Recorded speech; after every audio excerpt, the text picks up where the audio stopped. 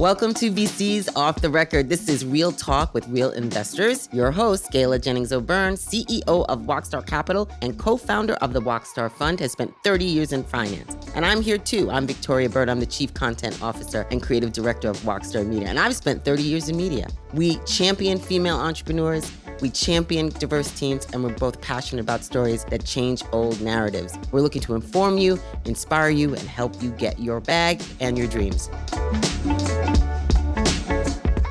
Hey Wockstars, happy holidays, and welcome back to a short mini year-end episode of VC's Off the Record. I'm your host, Gayle Jennings-O'Byrne, CEO of Wocstar Capital and the co-founder and general partner of Wocstar Fund. Now, I know that year-end is almost here. We've got a new administration coming in, and you're probably thinking about 2025. And so Victoria and I wanted to get together and just talk about ways to get in the right mindset for the new year. Hey. Hey, hello. Can you believe like a whole year is ending? It's happening again. It's happening. Why am I always surprised? Why am I always surprised that the year ends? Because we've got so much to do. I know. And I love it though. I like turning the leaf and turning the page and, you know, I like fall and winter colors. 100%. And I think there's something really wonderful about going to rest with the season as everything hibernates and gets ready to come alive in spring. But I'm always feeling the pressure to, you know, get a do-over status, you know, or make resolutions. And you don't vibe with resolutions, right? What's your thoughts on that? Nope. I don't do resolutions. Now what I do are reflections. Oh. I just made that up. It sounded good though, right? You saw me, right? I was like, that's good. I was like, let me get a pen. Yeah. So I do reflections, and then I do road mapping. Reflections and road mapping. We're going to trademark that. I love it. Let's put it in the journal. I've always wanted to write a little journal. I know. I mean, I journal, but I wanted to write a journal that like women entrepreneurs could use as a way to journal their business journey. Well, I think for that would be cool, right? And you know why it's going to be cool? Because accountability moment for 2025, you are writing a book. We are currently working on it.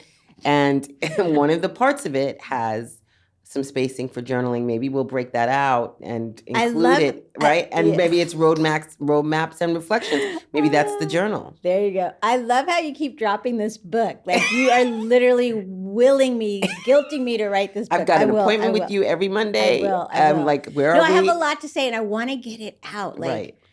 Listen, raising capital, investing, it need not be hard. It's hard. It is hard. I've seen it all over the last 30 years. Yeah. So I want to get that knowledge out and into the world and into the sisterhood. So but I want you to... The book will get written. It will get written because I will it. And secondly, I want you to think about what you just said, though. To some, it is very hard. To some, it's very scary. Yeah. And what I think is so important for you to write this book, and when you do, is because it's the roadmap. That's right. I thoroughly believe that, and listen, it's not going to be, I mean, maybe it'll be a bestseller, but it's not going to be one of the classics that's going to stand the test of time, and it's not going to be written like some Shakespearean, but what it's going to be is it's going to be this great thing that you can throw in your handbag.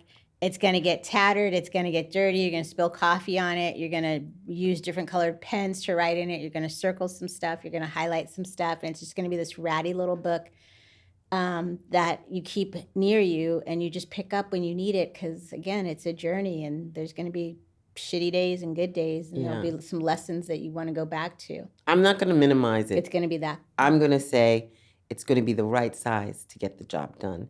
It's going to be something that I think is important for you to write, because I remember reading books about certain things and they're like these big textbooks.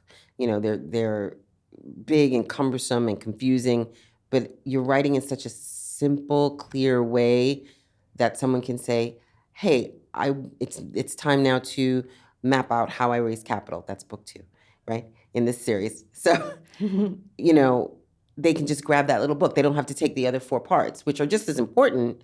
But it's this little set, it's a little series, easily digestible. Yeah. I mean, it's really a conversation which will probably kill whatever editor agrees to work with us. Because, again, it won't be, I already have 2 that are interested. Yeah. All Mm, right. I haven't told you that officially. It's Okay. official. Okay. Yeah. I love it. So we will get that book written. But here's the thing, listeners, I want you to think about going into 2025 as you're thinking about your company. I'm doing the same thing, by the way. So text me, email me, reach out to us. I'm going to be going through this over the holidays and year end. You asked this for the last umpteen episodes. How can people get in touch with you? Easy. Gayle, Gayle, at Wocstar.com. Okay. Well, That's my just wanted to email. put it out there. You can reach me through Jessica. She's at info@Wocstar.com. We do see the things that you send over via the website. Yeah, we have a pitch form. We have a pitch form. We do see that. We had an investor on, and she invested in a company that came through the website. I love that. It happens. It happens. Yeah. And then I love seeing people on social. I'm trying to share my life on social through LinkedIn and Instagram. So find me there and let's chat and let me know what you think of all the kooky stuff I'm thinking and posting. You have a great list. I want you to tell and share. Yes, share about this list. and this is the list I'm going to be using for Okay. myself. Talent. Think differently about your talent. We normally go into it thinking of the to-do list and then mapping people to those to-dos. So you're saying And- when we're reflecting, reflect on our talent. Reflect on the talent in your team in terms of the objectives you're trying to get done. And then map the strengths of the people on your team or that you want on your team to those objectives that you're trying to get done. I've been guilty of saying, oh my God, here's the to-do list. Here's all the things we need to get done. And then just find someone that can do A, B, and C. Now what I'm going to be thinking about is making sure that the talent and the team I have are the right team and talent to drive the business objectives and goals that I have.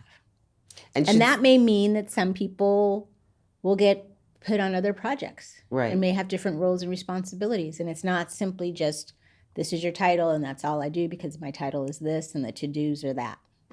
Should someone also take that, if let's say they don't have a team, let's say it's just them, and they've got a business and it's them and their husband or their sister, do they do that for themselves as well? Like just look Yes. at their own, look at my talent, look at what I'm, yeah. That's right. Look at your own talents, your own strengths, and then where you have weaknesses, that's where you find others to get involved. And the beautiful thing now is that there's a lot of young people that are looking for work experience that are either sitting on college campuses or have just graduated and are looking for work experience. So there's talent out there. There's people that are looking for new opportunities, that have been in the workforce, that are looking for new opportunities. There's different remote freelance ways to bring on talent. So it's a really cool way and time to think differently about what your team looks like. Okay, what's next? Get your financial house in order. I mean, cash flow is king. Cash flow is queen. And so knowing how much runway you have to fund your operations, to be ready for a rainy day, right? We've got a new administration coming in, but we don't know what the economy is going to look like. And so there could be some rainy days. There could be some more inflation. There could be some high prices. There could be, a loss of a big customer or client. So going through and really understanding your cash flows and how much capital and funds that you have to really run your business is going to be key. That's good advice. Yeah. What's the next? I got to do it. Operations. Reevaluate your productivity tools. You've probably been using the same productivity tools. And when you say that, do you mean like everything? Like, is apps? it everything? Is it Google Drive? Is it the Google suite of products? Is it Asana? Is it Calendly? Is it Zoom? Is it, what SteamYard? All the different things, right? Is it Microsoft Teams? Like all of the productivity tools you use. Do an evaluation. See what your team likes. Don't assume just because everyone's been using this that you should keep using it. There might be some new functionality, some new ways that you work that the new, the system you use doesn't really accommodate. And then, more importantly, I'm going to be thinking about, and I want you to think about your standard operating procedures, SOPs. Now, my team cringes because I'm a SOP geek, but I truly believe there's so many things within the day that can be automated. Maybe there's a way that you can get emails out that's automated, right? Maybe there's a way to get meetings set up that gets automated. So trying to figure out ways to take out some of those busy work items out of our day so that when you get into 2025, you're freeing yourself up for more of the thinking time. I find I know I'm guilty of a lot of doing. A lot of my day is doing as opposed to thinking. And I need to build in more thinking time. I love that. I love the idea of, like, when you were talking, some things are, I definitely push back sometimes on automated because I believe the personal touch a lot of times. I know you push back a lot. I know. Well, right? You didn't hire a wallflower. I may not be a Leo, but I'm a fire sign. And I do say, and I'm always saying to the team, pick up the phone. Yes. Right. So there's a balance. Yes. Right. There's a balance. There's a connectiveness that happens when you are communicating with someone directly. But at the same time, I find that, like, I've just been thinking about, like you said, that app Calendly. I always say that wrong. That's a guy of color.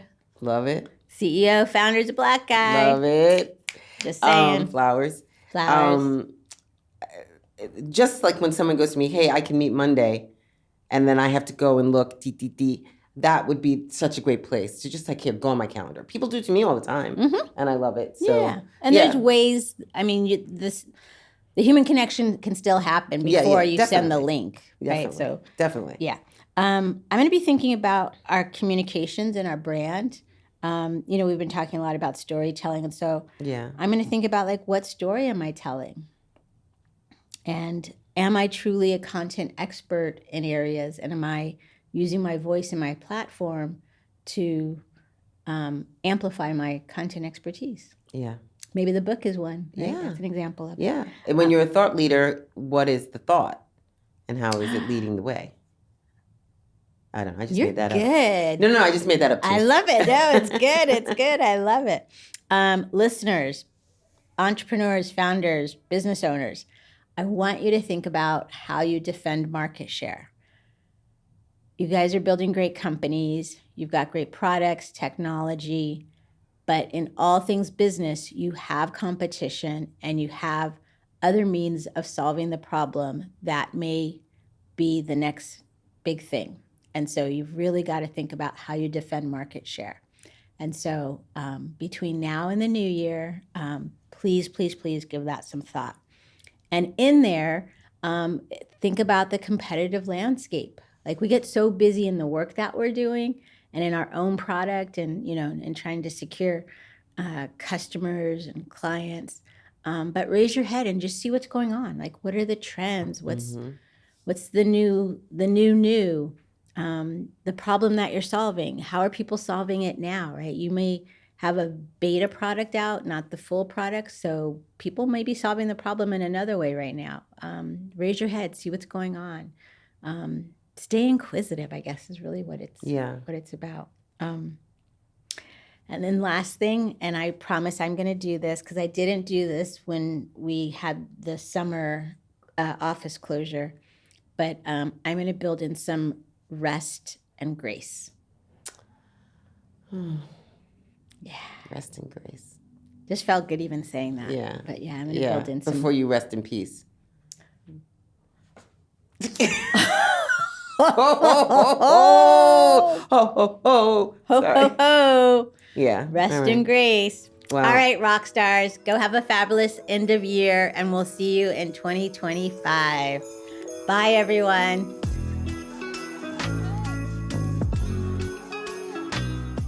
Thanks for hanging with us. This podcast was produced by Wocstar Media in New York City at the Podstream Studios. Be sure to follow VC's Off the Record on Apple and Spotify. We're also on Sheconomy, the State of Women podcast platform. Please consider giving us a good review or share it with someone. Let us know what you want us to talk about on our socials and our YouTube channel. You can find us at wocstar.com for all the information.